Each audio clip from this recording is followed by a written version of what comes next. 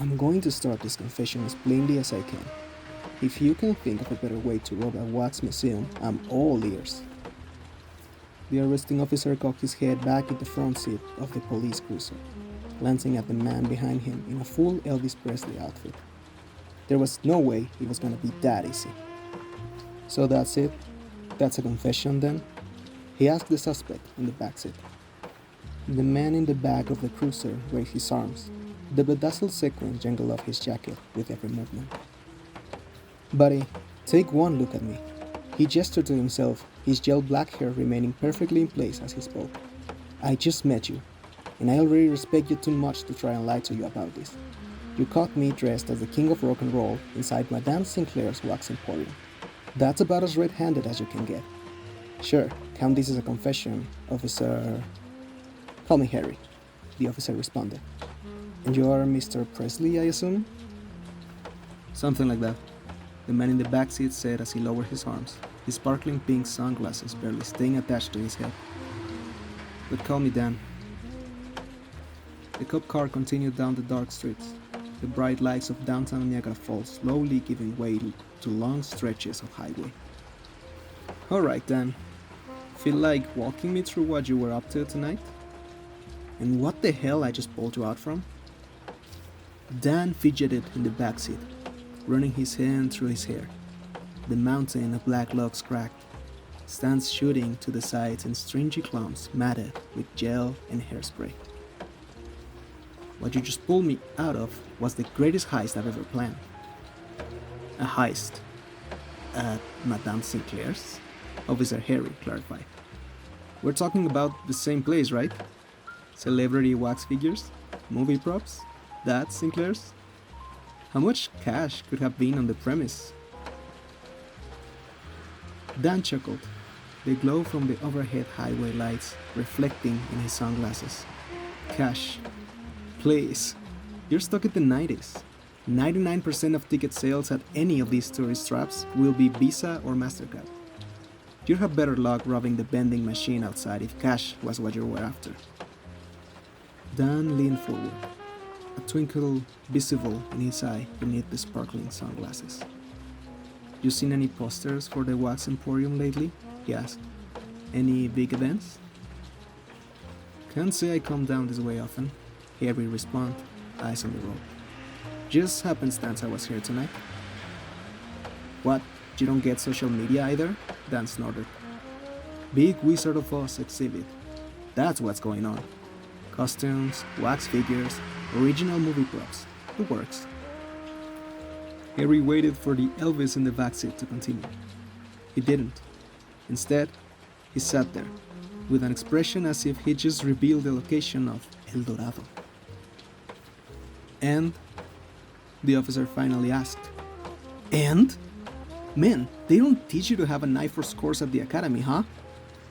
They had on display the crown jewel of movie props there. The famous ruby slippers. A pregnant pause filled the air, Harry eyeing the man in the backseat through the rear view mirror. You know they aren't real rubies. Yes, I know they aren't real rubies. Dan blurted, annoyed. You gotta think about the collectors. It's like any one-of-a-kind art.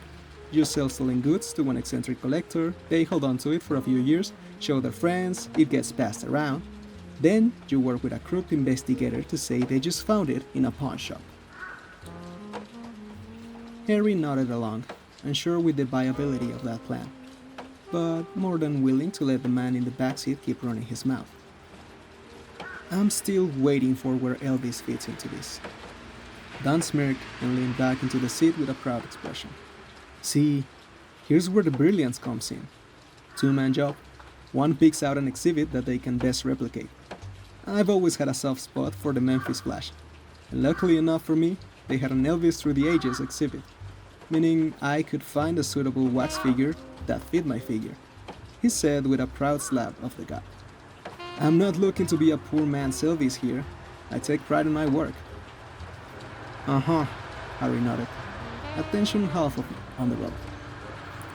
Then it's as simple as paying off the security camera operator and waiting for a quiet time to make the swap, Dan continued. My partner quickly did away with the wax figure while I got changed in the bathroom. And then it was just a matter of standing perfectly still until closing time. To even get your picture taken with some tourists. Honestly, it was probably my second or third most fun heist I pulled. Harry pondered whether he should ask about the first most fun heist, but restrained himself. And then what? Just sneak through the exhibit when the Emporium is closed and nab the ruby shoes? See, now you're thinking like a crook, Dan said with an almost proud look in his eye. And as I said, perfectly planned, but with one hiccup. I figured as much, seeing as you're sitting in the back of my cruiser now. We'll get to you shortly, stop interrupting, Dan snapped. See, I thought it was suspicious how easy it was to bribe the security camera operator. He didn't haggle or nothing, but now it's after hours, and I start to make my move. As I'm sneaking through, I see the light from a security guard around the corner, and I freeze in whatever closest exhibit I found. Turns out it was Marilyn Monroe, so at least the visual kind of worked. Fooled the guard if nothing else. I'm sure you were very convincing, Harry said, unsure himself if he was being sincere. 3.5 years of community theater preparing me for this role, mama, Dan said in a deepened voice. But anyways, as I'm frozen in place next to Miss Monroe, I noticed something peculiar in the exhibit across the hall. You had the Brady Bunch sitting around the dinner table as they always do, smiles wide, enjoying each other's company, and whatnot. And standing next to Mr. Brady was none other than Darth Vader, like he was part of the family all along. Huh, Harry pondered. Some kind of crossover exhibit? Crossover nothing. Turns out me and my partner weren't the only ones who had this brilliant idea. This guy, in the Darth Vader outfit, had the exact same plan as me. No originality in con men these days, I tell ya. Man, who would have thought? Harry said, trying to mask his sarcastic tone. So, the guard passes, and both myself and Mr. Vader start to sneak toward the Oz exhibit, stealthily trying to push things into the way of the other to slow their progress. Just when I had gotten Vader tangled in a well-placed tangent, did I look up and see Amelia Earhart creeping in front of me. Turns out, this is why it was so easy to bribe the security camera operator. He had accepted bribes from what must have been a dozen of us. Wow, you weren't kidding about the Holy Grail, Harry whistled, impressed. And you all had the same idea on how to steal those shoes? As I said, if you can think of a better way to rob a wax museum, you are on the wrong line of work. So anyway, we are all sneaking through the museum, with more and more of us crooks coming out of the woodwork, and every time a security guard will pass, we'd all freeze in whatever display we were closest to. You had Robocop having tea with Queen Elizabeth, Voldemort playing defense against Larry Bird, Mr. Rogers in a poker game with James Bond. Thematically, it was a mess. And that was what I walked in on, right? Harry interjected, trying to cut that to the end of the story. Close. See, we all managed to make it to the Oz exhibit at the same time, and that's when all the notions of stealth went out of the window. Big brawl started. It looked like it was Mother Teresa who threw the first elbow, but there was damn near a dozen of us swinging at one another. I think one of the security guards got caught up in the melee as well, but honestly, it might just have been Paul Blart. And that's when we heard the police siren from outside the side window. And before I knew it, you had hauled me in here. Dan gestured out the window as he spoke. The tall cityscape had disappeared, leaving a long stretch of highway to either side of the cruiser. I gotta say, one of my more memorable arrests in my career, Harry conceded with almost a glint of admiration. So, any idea what managed to happen to the sleepers? I know exactly what happened to the sleepers. Dan answered with a sigh. From underneath one of his jacket's many tassels, he pulled out a bedazzled bag that had perfectly camouflaged with the flamboyant outfit. I won. After everything was said, who else comes out on top than old Dan? Guess I just wanted it more.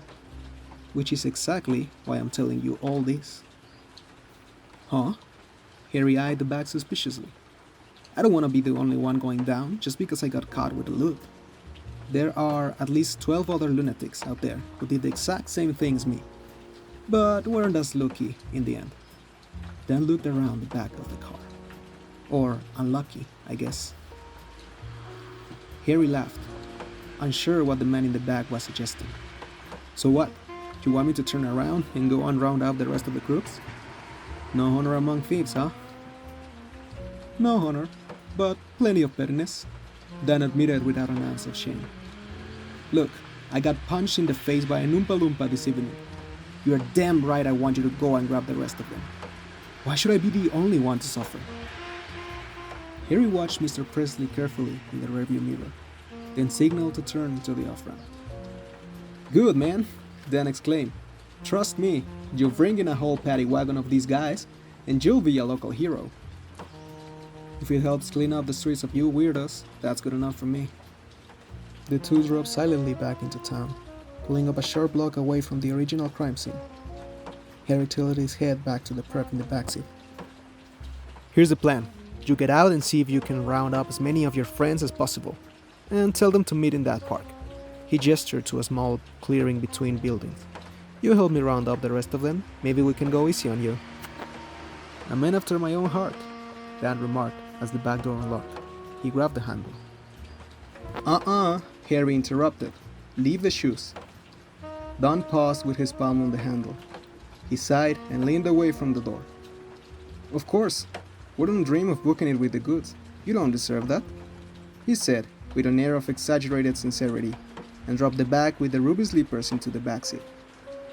Exactly, Harry said as Dan left the car. No one wants to do anyone dirty here. Dan stepped out into the cold air, mentally reviewing his options. In this stroke of luck he finally found himself in. He could just make a break for it, he thought. What would be the chance that Harry would be able to find him after he changed his outfit? He took a couple of steps forward, then paused. No one wants to do anyone dirty here. Dirty. What was that word sticking in his mind? The epiphany immediately dawned on Dan, but it was already too late. He turned and finally got a better look at the driver of the police cruiser. The man in the front seat looked back at Dan with an exaggerated squinting expression and an ill-fitting brown wig. A poor man's Clint Eastwood. You son of a... It was a prop car! Dan yelled as he darted back towards the cruiser. Harry gave a slight nod at the king of rock and roll as the car started to accelerate away. You're right, I don't deserve it, Harry replied with an artificial growl through the open window. But remember, deserves got nothing to do with it. That's not even the right movie, Dan hollered as the lights from the cruiser gradually disappeared into the night.